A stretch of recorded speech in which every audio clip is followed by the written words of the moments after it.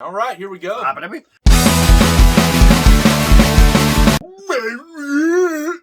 Oh. Welcome to Stupid Movies, where we watch them so you do whatever you want. I don't care anymore. Yeah, at this point, do what you want, but, you know. Who the fuck are we to tell you if you should watch it or not? We watch them so you don't have to. And this week, we went back to Wild Out Releasing because we love them so much.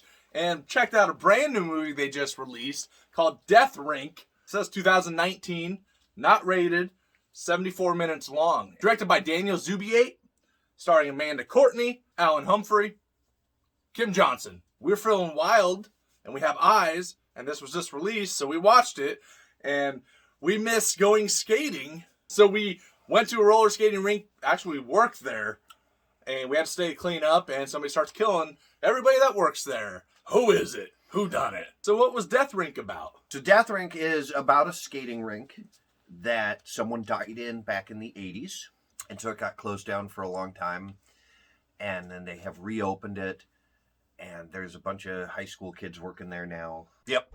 Yeah, that's and people start getting killed off. Well, we like some Wild Eye Releasing stuff. What did we like about this one? Sure. I like the old school feel of this because kind of with the roller skating rink, you know, I haven't been in one in a long time, but every time I would be in one, this felt like exactly how I felt when I was in one. Just kind of that closed in, you know, you got the lights and it's always been an eerie feeling to me. And I love that. And, you know, anytime I was in one, it reminded me of like the 80s. It has that, at least the one I was in, you know, has that old school. So it reminded me of that, and I like that. Okay. I really like the retro feel of this. Just across the board. It felt like it could be an 80s movie. Absolutely. Like if they had moved the timeline and said someone died here in the 50s, yep, and now it's the 80s, yep, it would have worked. It has that 80s vibe to it. Not so much in the aesthetic, but just in the feel of it, the tone of it. And a lot of that is because of the location and the setting. It felt like an early 80s type slasher movie, you know, in the way they went about it. It kind of had that whodunit vibe to it. Yeah. Which I always like that. You know, and the pacing was very early 80s, which I like and I don't like at the same time. I liked the killer, the costume that it wore. Yeah. It's like an alien mask or something. That was pretty cool. I love the cover art for this movie, which kind of goes in with that 80s vibe again because... That is what sold me on this movie. Me too. Because you see this and you're expecting something and you don't quite get that. You do, but I mean... You don't at all get that. Well, I mean, it's a slasher. You know it's going to be a slasher. But yeah, you don't get what you're seeing on there. And that's just like the 80s. So I appreciate that, but I hate it at the same time. Did you just turn the fact that they lied to us about this movie into a like? Kind of. Kind of. That's awesome. Only because the 80s did that. No, I get it totally. I actually, for the most part, like the cast. Yeah, crazily enough. The actors were all really good. The main hornball guy, who looked like he was our age, he cracked me up. He was funny. Dude was hilarious. And the rest of the cast as a whole was very competent. Yeah. They knew what they were doing. It was. They didn't have a whole lot to do, which helps, I think.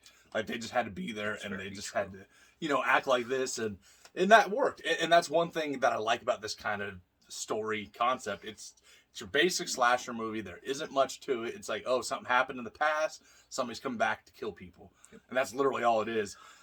And you know, it just hit me. This is basically Friday the 13th, except a skating rink. Yeah, pretty much. You know, and instead of a mom, it's a babysitter. Right.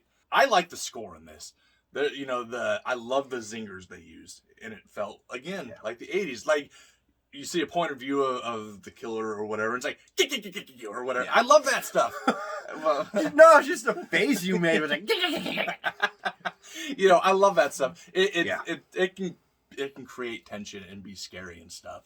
Not so much in this, but I still like that. I would have liked to have seen the score be more 80s inspired. Yeah. On the song choices. Well, there was some. There was some, but there wasn't a lot of actual score.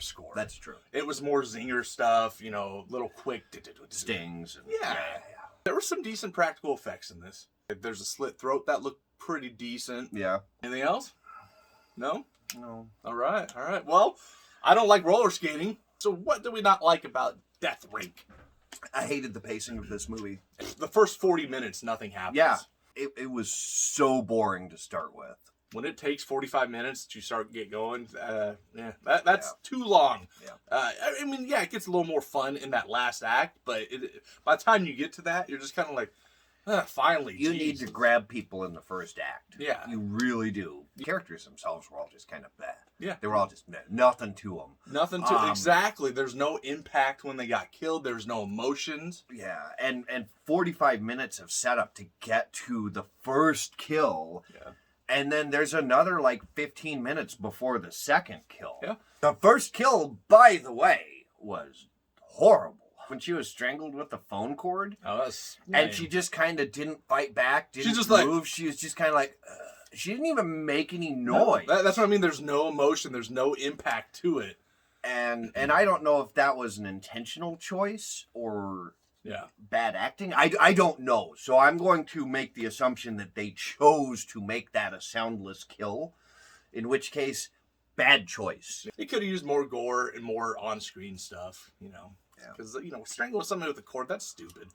Boring. I really didn't like, and this is going to sound like a nitpick, but considering how much of a deal they make of it, I think this is justified.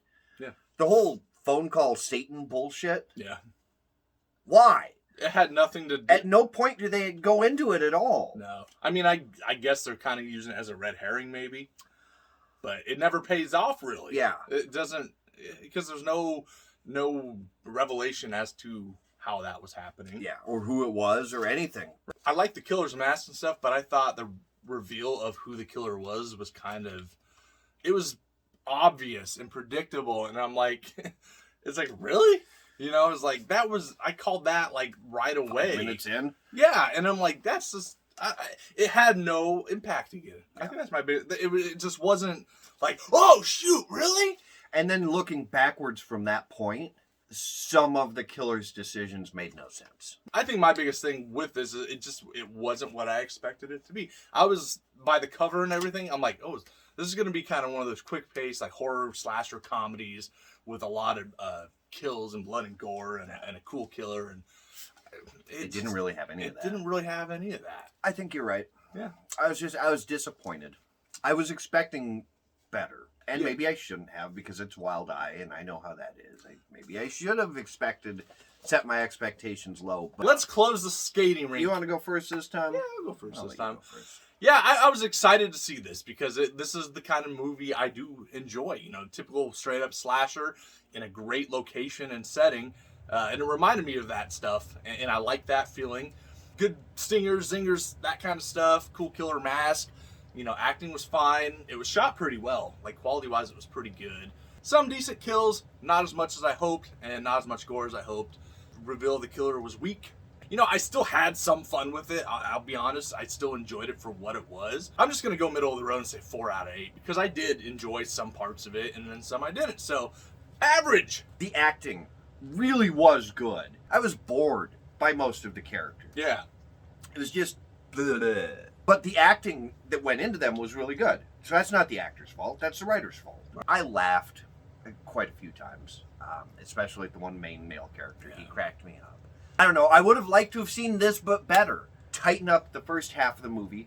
And by tighten up, I mean cut the majority of that. This could have been a great movie. There were too many things that they set up that didn't pay off ever. Why did the killer fucking kill people? Because that was a stupid fucking reason. But I did have some fun.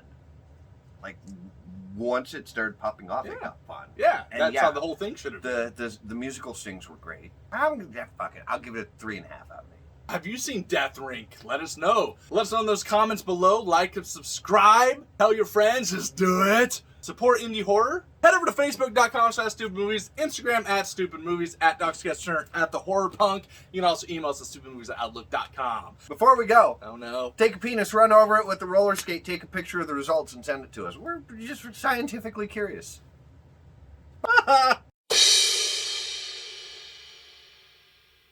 Welcome to Stupid Elderly Movies. Stoopid Movies 2077. We'll probably still be doing this when we're like 90.